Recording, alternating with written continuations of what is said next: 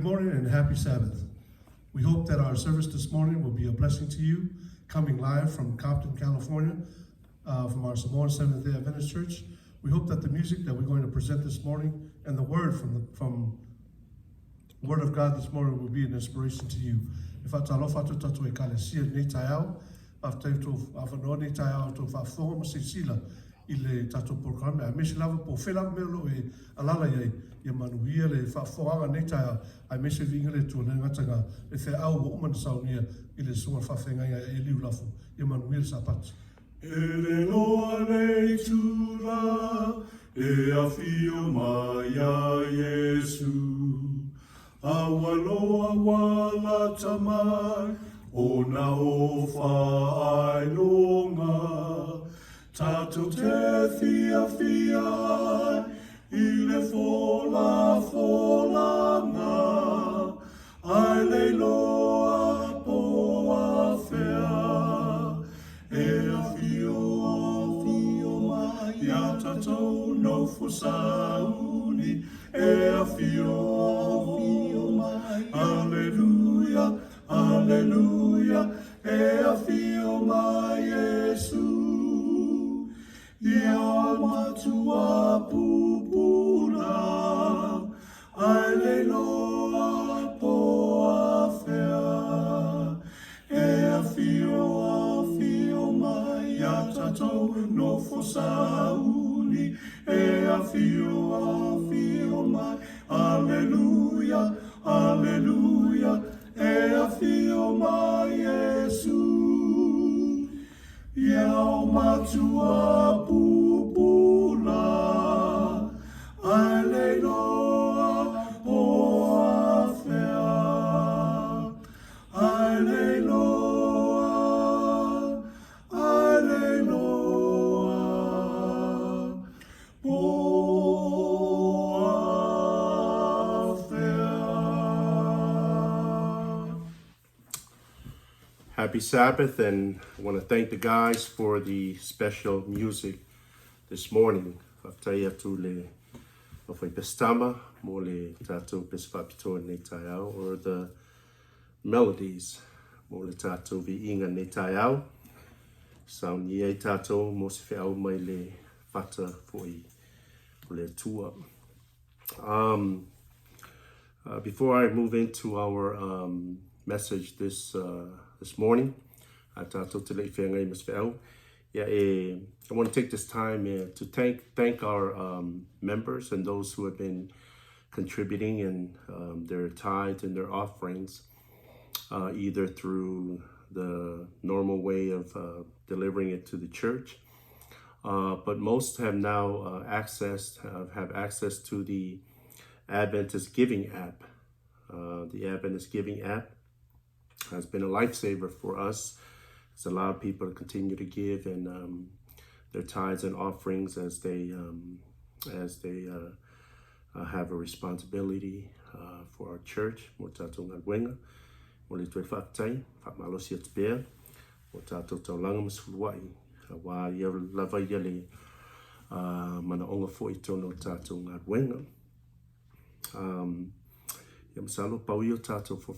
going to invite you to bow your heads as I lead us in prayer as we get right into our word this morning.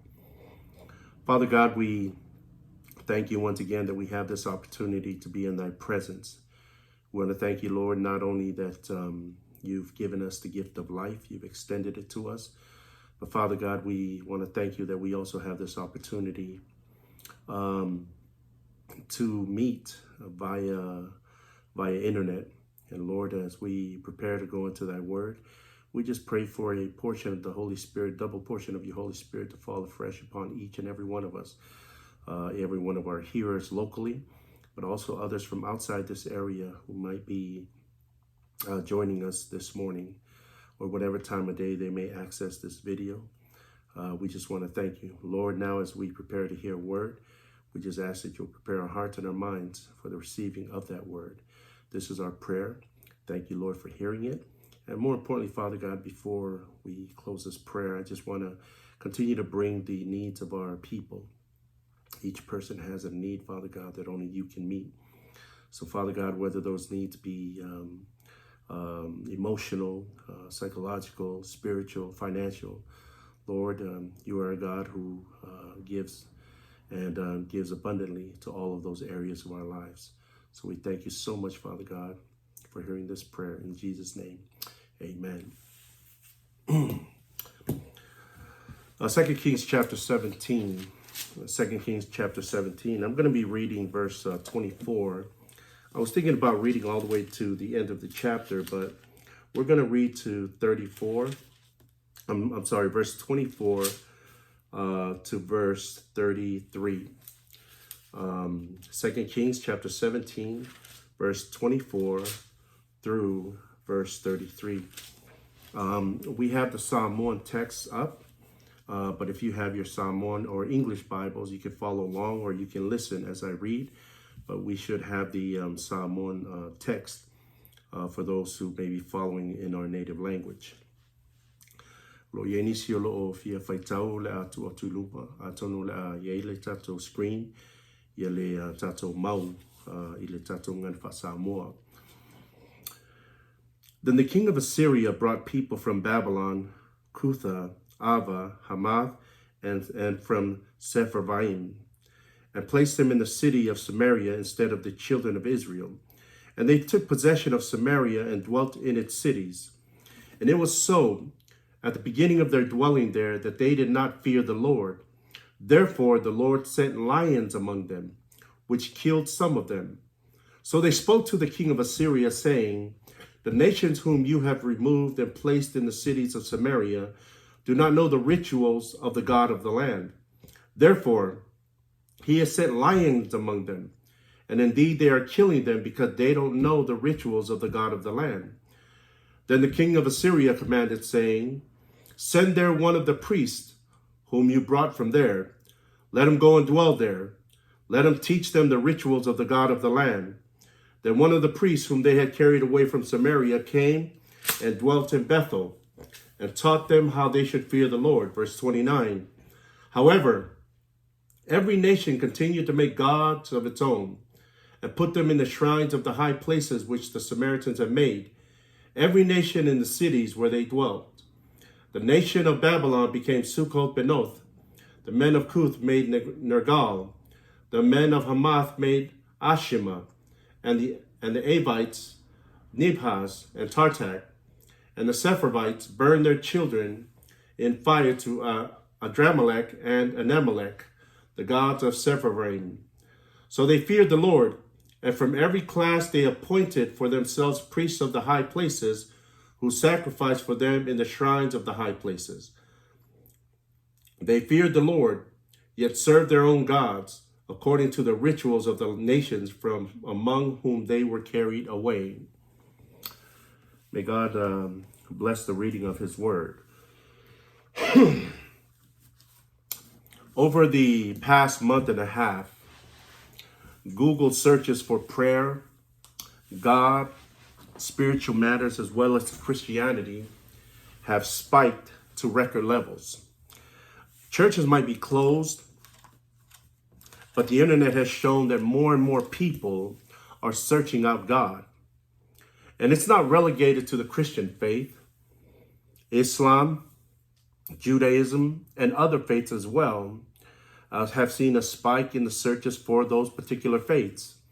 Bible downloads are at an all-time high. Bookstores have empty shelves where there were once Bibles. Now, I don't think we anticipated what's going on now. And for myself and people who study these things, these trends, I don't think that they realized that this pandemic would bring so many people to a point where they're more open to hearing God's words more than at any other time in history. Because right now there are no distractions.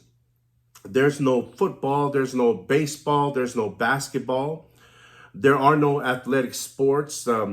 There's no entertainment. There are no concerts, outdoor concerts. The places where people used to go for entertainment and recreation and socialization, all these things are closed. So people have a lot of time to hear the gospel. Nothing is going on at any level. Pee-wee league, little league, minor league, middle school, high school, college, professional leagues. Everything is shut down, which brings people to a point where they have a lot of time to hear, and they're open to hearing the things of God.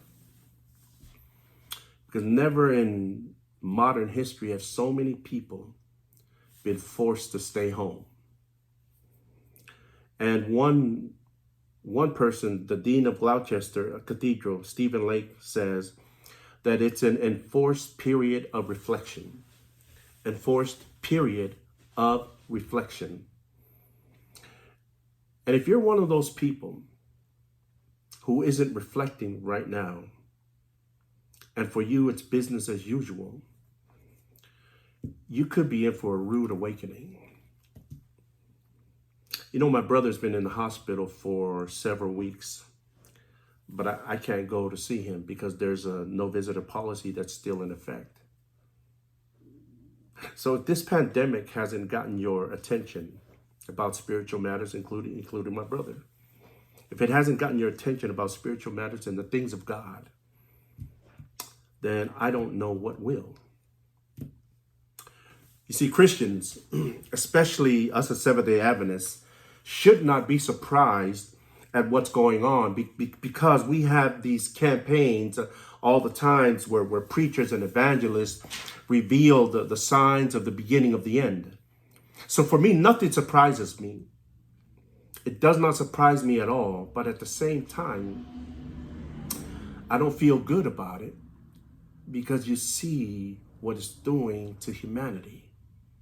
Even though I know that these things are going to happen, 70,000 people in our own country, nearly 70,000 people dying, that's never brings a good feeling, even though we know that this is what the Bible declares is going to happen. These things will happen. And believe me when I say this, God's got my attention. God has got my attention. You know, the biblical record has many instances where God gets the attention of people.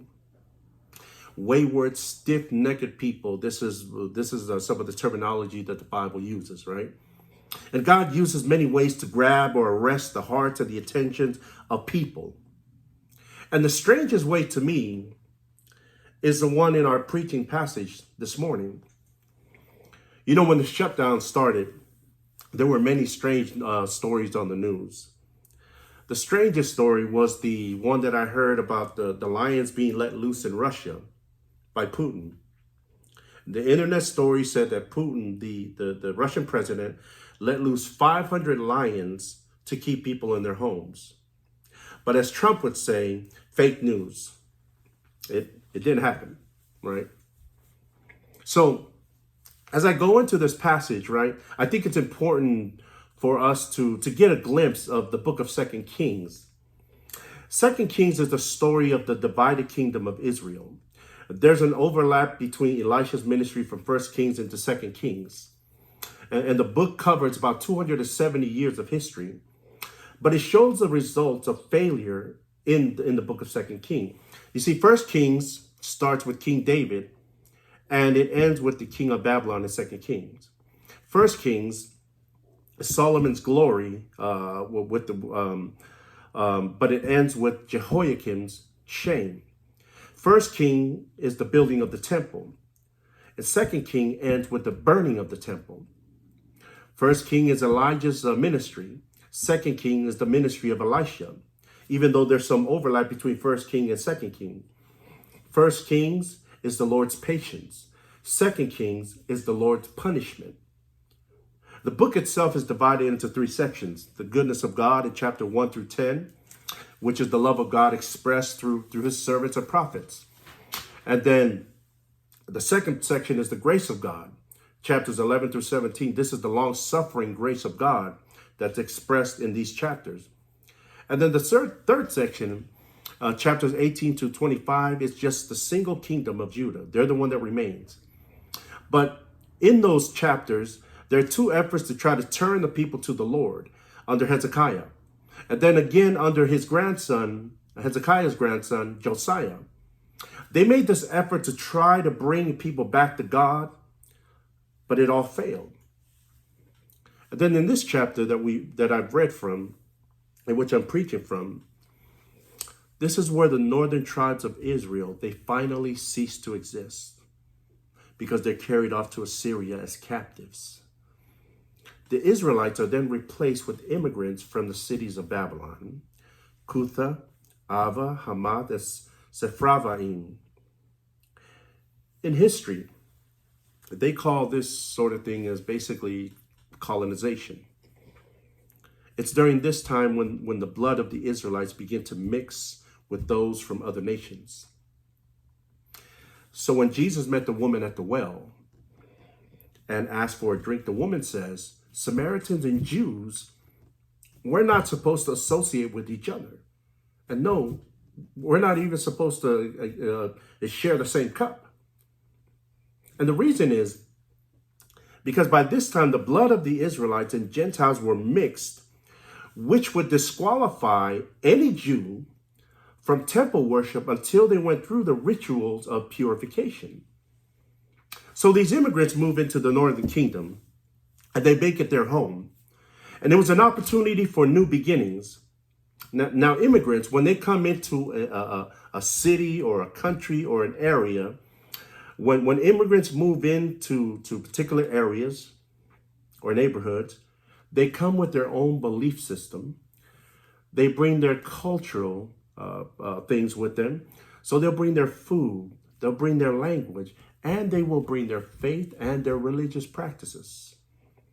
When a couple years ago, my kids and I, we went to, when I was in Michigan, my kids and I, my older son and my daughter, we went sightseeing to Detroit. You know, I wanted to go there. We wanted to go see Motown.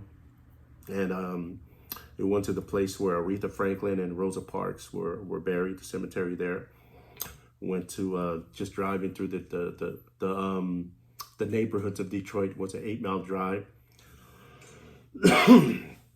Also went to see the pawn shop, the one that's on TV, right? And then we had lunch in Greektown. And in Greektown, there are all these restaurants and businesses and churches, like the Greek Orthodox Church, all within a few blocks of each other. So many of us know this, right? Immigrants from Greece, they wanted a slice of home in America. So they created this company in these communities in order to maintain their Greek heritage. Now, these immigrants that settled in Samaria moved there believing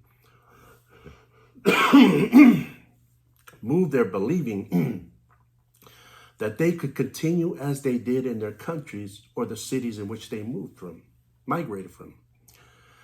But God wasn't having that. This was the promised land, promised to the children of Israel, and there was a God of the land. But these people, they didn't have any fear or reverence for God.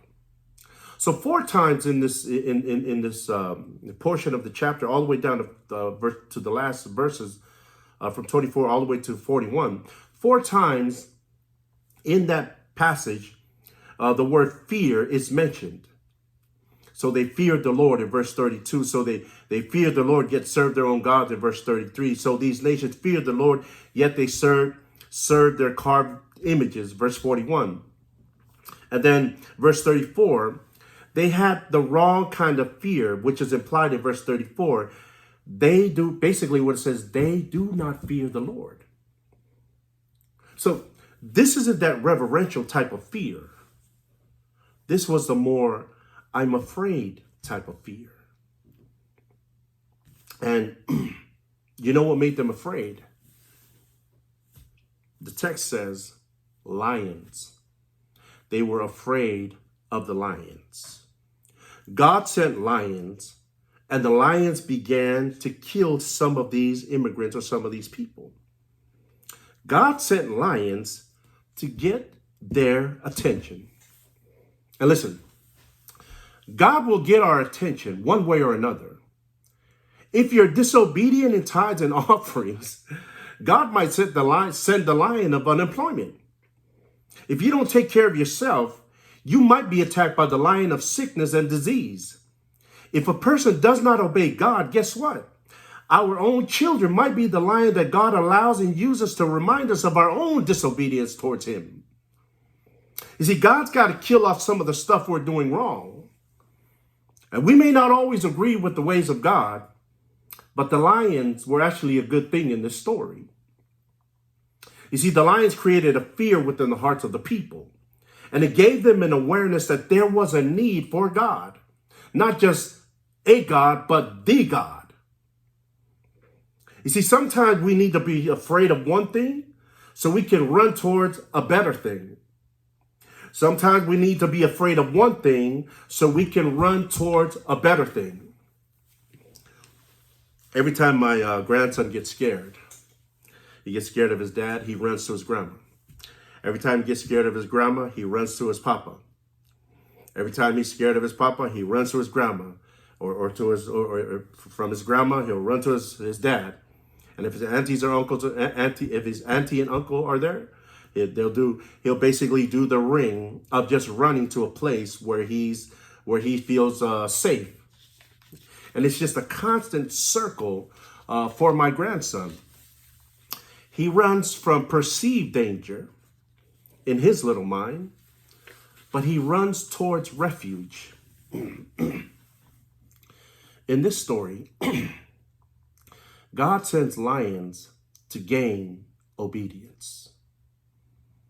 You know, Greg Popovich, the Spurs coach, uses this term, appropriate fear. Appropriate fear. It's this idea of having respect for your opponent.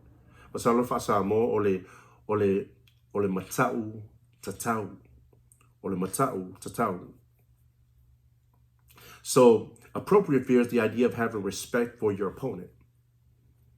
Used another way, let me give you an example. I have an appropriate fear for fire. I know the damage that fire can do, but I also know that fire is good because it warms me when I'm cold. We use it to cook. We use it to clean. We use it to boil water. We use fire for so many different things. Fire is good for us when respected and used appropriately. God is sometimes symbolically portrayed as this consuming fire in the Bible. The text makes it clear that if we don't have appropriate fear and reverence for God, it may not end well for a person. So, God sends lions, but the text says that the people didn't know the requirements of the God of the land. They didn't know what to do. So, they were there, but they didn't know that they had certain requirements of the land. So, God may send lions because we don't know his requirements, right? But God also sent a priest who knew the requirements of God. God sent a priest. God sent lions, but God also sent a priest. So the king summons a priest that was exiled to Assyria to come back and to teach the people the requirements. Come back and teach the people the requirements of God. So may Assyria esawe koe awa okanga I tu po tulanga fo it's tawon lato ye ina ilato wava tua. So the priest makes his home in Bethel. Bethel means house of God. Now I want to suggest that the priest is there for one reason and one reason only. And that is this, to take away excuses of the people for why they are disobedient. The priest is there for one reason and one reason only. This is my suggestion, is to take away the excuses of the people for why they are disobedient. You see, God will always send help. He does not execute judgment without us having a saving knowledge of what we are doing. So anyone who ever has kids or has worked with them knows that a child's or a youth or a young adult's go-to phrase when something isn't done is, I forgot. I didn't know. You know something though? That's okay. You know, it's not okay. But we're able to tolerate that when a child or a youth says, I don't know or I forgot. That's more acceptable, I guess you could say. But when adults do it, I don't know or I forgot. Oh man, you know what? That's a little bit harder to accept when people use the "I don't know" excuse. I didn't know or I forgot. You know, there are sometimes, as we see in the story, and as we know, there's a point in time where when we get up and say "I don't know" or "I forgot," that won't be acceptable, right? Because sometimes when people say they forgot or "I didn't know," there's something that tells us you just know that they're not being truthful. Let's just put out there, you just know that they're lying, which makes us even more upset. So the priests were there to teach them the standards of God and to remove any sliver of excuses. Listen, each and every one of us will stand before God's judgment seat one day. And "I didn't know" will not save us from the fire. Let us not get it twisted. God is a consuming fire. But that the Bible also says that the lake of fire was created for the devil and anyone who follows him. So anybody who ends up in the lake of fire, that was a conscious decision that a person made. That wasn't God's decision. That was your decision. You know, I've been talking about the grace of God, the goodness of God, and the forgiveness of God, all of the great things about God these last few weeks. But we must not forget the wrath of God. The wrath of God only follows after his grace and has been removed from us. The absence of grace. Now, I want to point out one thing that the writer of this book records for parents this morning. You see, there's a list of gods that people brought to Samaria from their countries or their cities in which they came from. Verse 31 says the Sephardites are the only group that mentions a practice of theirs. I want you to follow this. Their practice was that they made to their gods a Dramelech and an Amalek. The practice was they burned their children to these gods. And God abhorred this practice. But we must also be careful that we don't sacrifice our children in the pursuit of fame and recognition. Follow me. This may not be popular for some of you. Want to be careful that we don't sacrifice our children in the pursuit of fame and recognition. Don't try to live vicariously through your kids. You see, once we come to accept the fact that our sole purpose as parents is to raise our kids to love God and to love others, then we've done well. I mean, we can raise our kids and they may still deviate from the path that we've taught them. But it doesn't negate the fact that we have a responsibility to teach them the ways of God. And if they depart from it, they departed with the knowledge that they've been taught the ways of God. The decision at some point will be theirs. But we have a responsibility to get those kids ready for glory. Because our greatest task as parents and adults is to teach them so that on that day we can save as many as possible for the kingdom. Don't trade their eternity in for popularity and fame. If we really love our kids, pursue those things that are eternal and not what is temporal. So God gives us every opportunity to be saved. Here's the disappointing thing about this story, is that even after God makes a way, they still go their own way. Verse 32 and 33 records a very sad situation. It said that they feared the Lord, but they appointed their own priests. They feared the Lord, but they worshiped their own gods. Even after God sent lions and then a priest, they continued to worship and do as they pleased. They knew what to do, but they didn't do what needed to be done. Even after they were taught, they still hung on to their gods. And they weren't satisfied with the priest that God sent, so they installed their own priests. They feared the Lord, but they worshiped their own gods according to the customs of the nation that they were from. There are people who say they fear God, but they still want to be gangsters. I'm sorry, but that don't work. I mean, what's a cripping Christian? You see, people need to stop with all that nonsense, man. And that's the same thing as a person who claims Adventists. But they believe the Sabbath is for self-seeking, self-serving, and self-satisfying activities. And the Sabbath seems to be a very easy commandment to violate these days. I mean, just like the other commandments, right? Do we steal every other week? Or do we covet our neighbor's stuff every other week or every other day? Or do we kill only on Tuesdays? No. The Sabbath is so convenient to be violated by people. Church, we know too much to be disobedient. We know too much to be disobedient. We know too much to be turning our backs on God. So don't wait for the lions to come our way or to come your way to run God's way. Follow me?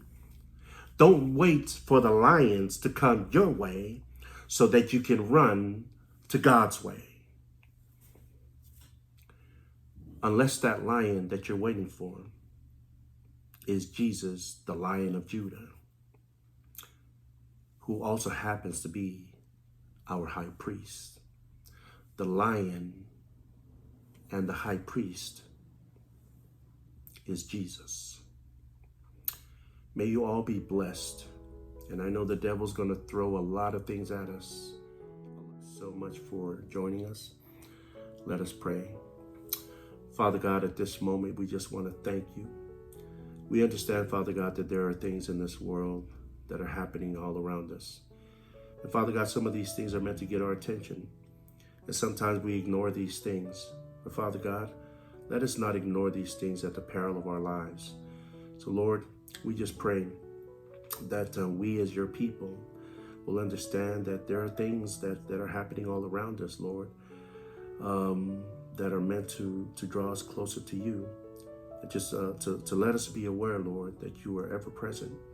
There's never a time that you'll leave us to our own demise, but you'll always send a way in order for us to be saved. So Lord, we thank you so much that we've had this opportunity to listen to thy word. Bless your people as we say farewell. In Jesus' precious name we pray. Forgive us for our sins as well, dear Lord. In your son's precious name we pray. Amen.